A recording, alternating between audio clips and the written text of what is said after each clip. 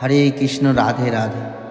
প্রভুজি ও মাতাজিগণ, পরম সত্য কথা চ্যানেলে আমি আপনাদের স্বাগতম জানাই। আজকে আমি আপনাদের শোনাতে চলেছি চিন্ময় রস। ভক্তির সমৃদ্ধ সিন্ধুর এই দ্বিতীয় বিভাগের প্রারম্ভে গ্রন্থকার শ্রী সনাতনের সশ্রদ্ধ বন্দনা করেছেন।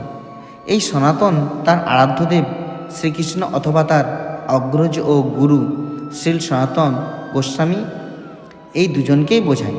তিনি শ্রীকৃষ্ণকে সনাতন বলে সম্বোধন করে তার বন্দনা করেছেন, কেননা স্বরূপত তার রূপ পরম সুন্দর এবং তিনি অঘাসুরকে বিনাশ করেছিলেন।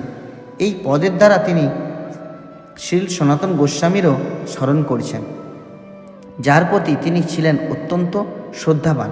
তিনি সব রকম অমঙ্গলের বিনাশকারী এবং তিনি সর্বদাই তার সেবা করেছেন।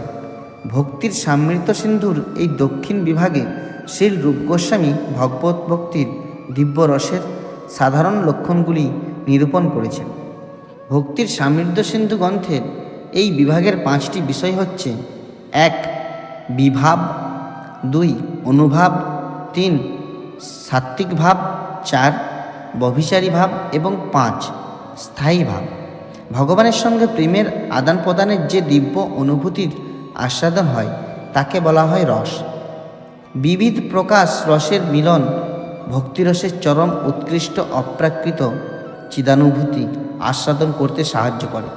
যদিও এই স্থিতি সর্বতোভাবে আমাদের অনুভবের অতীত, তবুও শ্রীল রূপ গোস্বামীর পদাঙ্ক অনুসরণ করে এই অধ্যায়ে যতদূর সম্ভব তা বিশ্লেষণ করা হবে।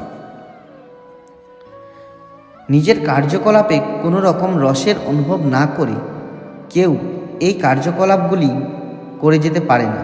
কৃষ্ণ ভাবনা অথবা ভগবত ভক্তির দিব্য জীবনে ভগবানের সেবা করার মাধ্যমে অবশ্যই কোনো রস অথবা বিশেষ রুচি থাকতেই হবে।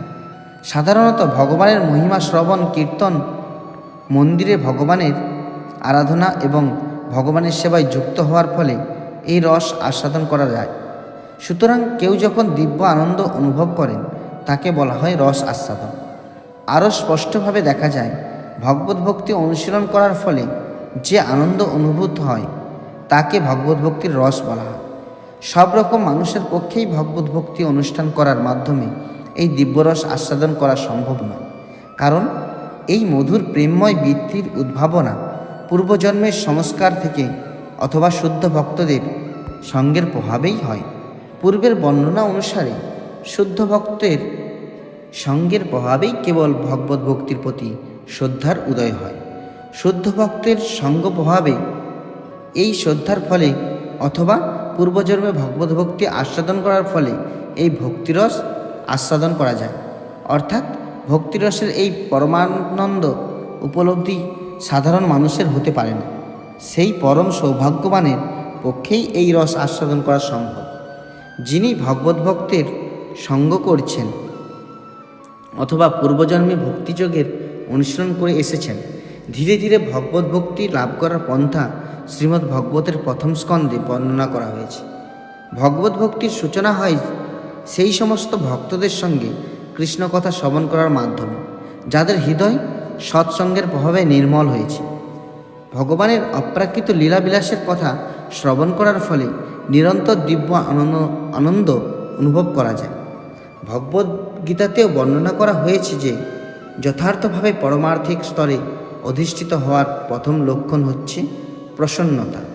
এই আনন্দময় জীবনের উপলব্ধি ভগবদ্গীতা অথবা শ্রীমদ্ ভগবত শ্রবণ করার ফলে অথবা ভগবত ভক্ত মহাপুরুষদের সৎসঙ্গ করার ফলে হয়।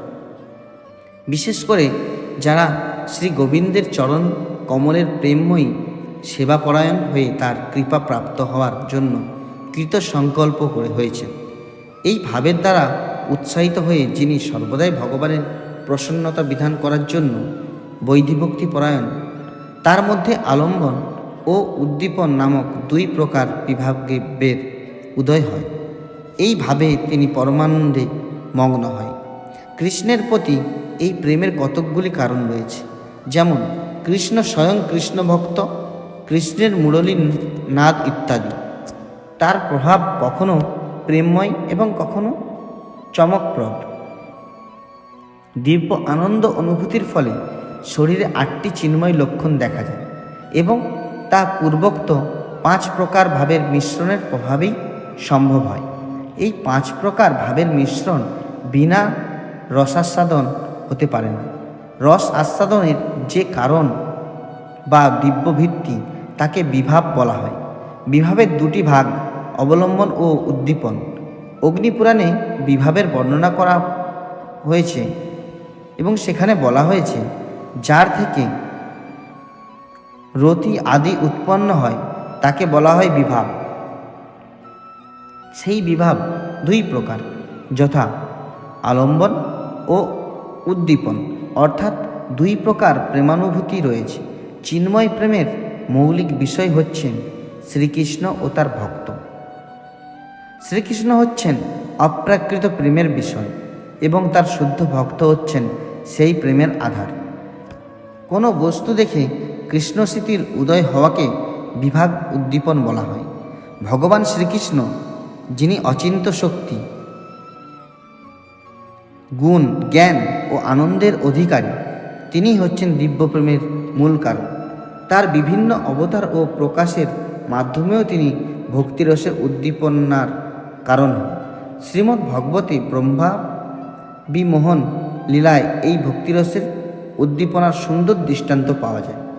যখন ব্রহ্মাকে মোহিত করবার জন্য ভগবান শ্রীকৃষ্ণ স্বয়ং সমস্ত গোপবালক, গাভী ও গোবৎসের রূপ পরিগ্রহ করেছিলেন, তখন শ্রীকৃষ্ণের অগ্রজ শ্রী বলদেব, এখানে বলদেব বলতে বোঝায় যিনি শ্রীকৃষ্ণের স্বয়ং প্রকাশ, বিস্মিত হয়ে বলেছিলেন, আহা, কি আশ্চর্যের বিষয় যে এই সমস্ত গোপবালক, গোবৎস ও গাভীদের প্রতিও আমি দিব্য আনন্দময় কৃষ্ণপ্রেম উপলব্ধি করছি।